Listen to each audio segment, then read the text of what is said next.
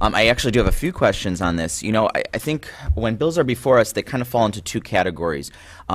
Things that are the big issues that I think maybe on the opposite sides of the aisle we have different solutions for, but I think we all basically understand the problem.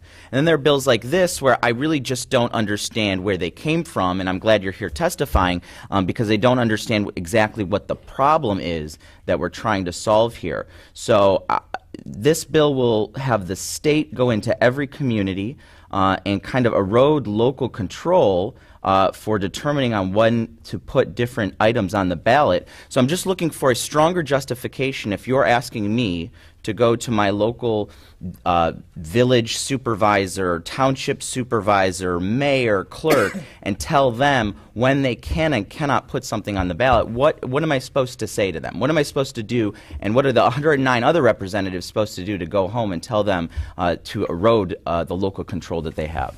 Well, if you'd like, I could just reread what I just said about what happened in my district and how 84% of the voters didn't participate in an election, which significantly increased their taxes.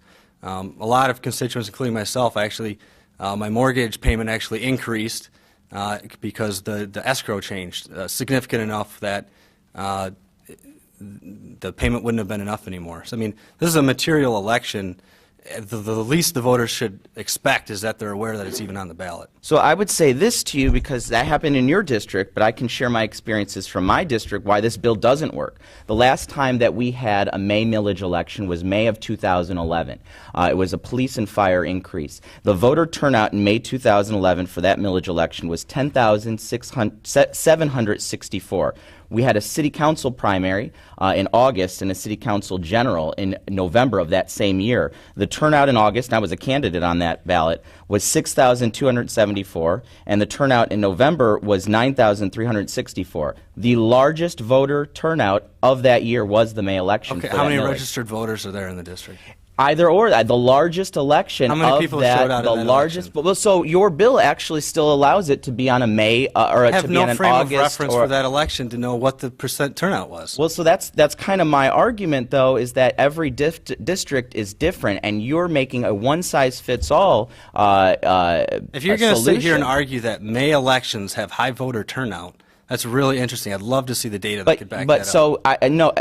But you yourself has said that you want to keep the homestead millage on the May election. So obviously there is some value to a May election. Because in a non-homestead millage, they're not trying to pull the wool over the voters' eyes. I don't think that was the intention for my local community. I think that's a very broad statement to make.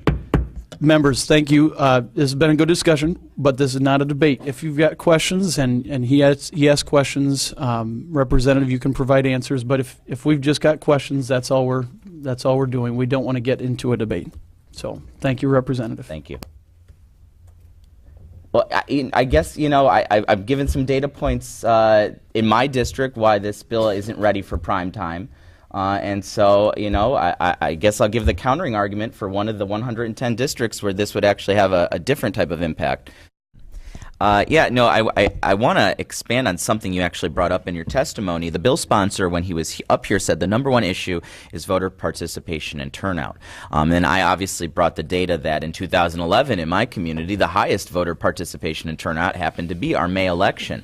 Now, you had mentioned that other communities utilized the May election for city council races or mayor races, where obviously from May to August to November, May is going to be that highest turnout of that year. Can you expand on that? Sure. I mean, communities have an ability, state law has given communities the ability to choose when they want to have their council elections. You know, we do have a number of communities that have retained May, have had May throughout history, have retained May as their date. In the odd year, that is the big election for that community in that year. All of the attention, all of the media attention from the local media is focused on that conversation for that community. So certainly, again, it's all individualized. It all depends on the community and the specific issue. It's hard to take a one-size-fits-all answer here to something that is there's an anecdotal concern. You know, again, it's you know, I know I've talked Oakland County in 2014. As we talked data points, when you look at the county-wide turnout in the primary election for many of you who were elected in 2014 in your first primaries, was 20.6% turnout, but the May elections were 20.1% turnout. in Oakland County in that year. So again, we could show data all day long that to match anyone's opinion, but there is no appreciable difference, and it all depends on what that specific issue is on that specific day. Yeah, and I agree with you. I mean, so I do find it regrettable that the bill sponsor did take issue with a May election, but to have his community drive statewide policy has implications in communities that don't have this as a problem.